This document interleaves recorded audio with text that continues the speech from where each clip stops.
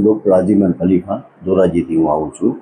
આજ રોજ relief hospital દ્વારા આજે અમારો સમૂહ કથાનો બીજો પ્રોગ્રામ હતો. તેની પહેલાં પણ એક પ્રોગ્રામ મિલન ચેરિટેબલ ટ્રસ્ટ દ્વારા ને રિલીફ હોસ્પિટલના સહયોગથી આજે રાખવામાં આવેલો હતો. આજે પણ બીજો નેક્સ્ટ પ્રોગ્રામ અમે રાખવા મિનિમમ અંદાજે 15 બાળકો અત્યાર સુધી ઘટના કરી લીધેલ છે. હજી પણ ઘણા બાળકો અહીં આવે છે ને બસ અમારો એક જ મકસદ છે રિલીફ હોસ્પિટલ ને અમારો ગ્રુપને કે અમારા મધ્યમ વર્ગના બાળકો જે કોઈની પોઝિશન નથી હોતી તે અમારા દ્વારા ખતના અહીંયા આવીને અહીંયા કરી શકે છે. એવું લાગે કે નથી કોઈ પણ પૈસા અમે કોઈ નો ચાર્જ, કોઈ જાતનો અમે કોઈ ચાર્જ નથી લેતા ને એમને ખતના અમે કરી આપીએ છીએ.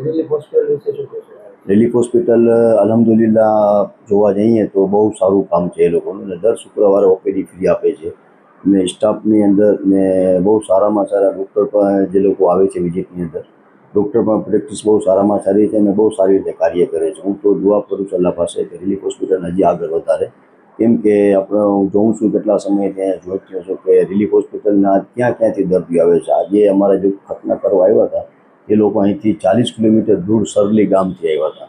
સ્પેશિયલ ત્યાંથી જ આ લોકો અહીંયા ખતના કરવા આવ્યા હતા કે ભાઈ તેની પહેલાં પર અમારા ગામના બાળકોએ ખતના તમારી પાસે કરી ગયા હતા અને આજે પણ અમે ખતના કરવા તમારી પાસે અહીંયા આવ્યા છે.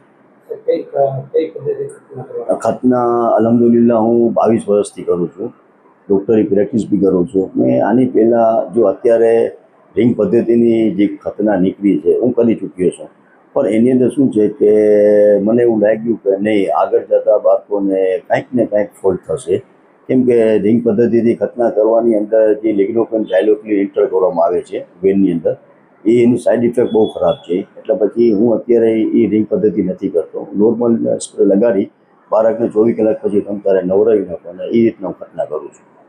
શું વાલીઓને મેસેજ કઈ ઘટના કરવા જોઈએ? તો મારો એક્સપિરિયન્સ ને મારા અનુભવ મુજબ કે અમારી એવું નથી કે હું અત્યારે હું જ કરું છું, મારી આ ચોથી પેઢી છે. મારા વાલી સાહેબ હાજી રફીકભાઈ ને એમનો દીકરો મારા ગ્રાન્ડફાધર હતા એ પણ કરતા. મેં આજની ટેકનોલોજી પ્રમાણે થોડો ઘણો ફેરફાર કર્યો. અમે ત્રણે ભાઈ છીએ, મારો સન છે તે પણ કરે છે.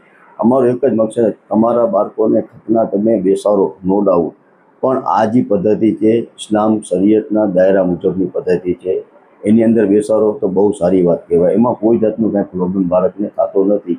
કે પહેલાં એવું હતું કે અઠવાડિયા 10 દિવસે પટ્ટી ન પડે ને બાળકો હેરાન પરેશાન, પણ અમે તમને ચોખ્ખું કહીએ છીએ તમે અહીંયા આવી એની ટાઈમ અમને કોલ કરો, અમારે રિલીફ હોસ્પિટલની તમે વિઝિટ કરો. હું એની ટાઈમ અહીંયા જ હોઉં છું રિલીફ હોસ્પિટલની અંદર.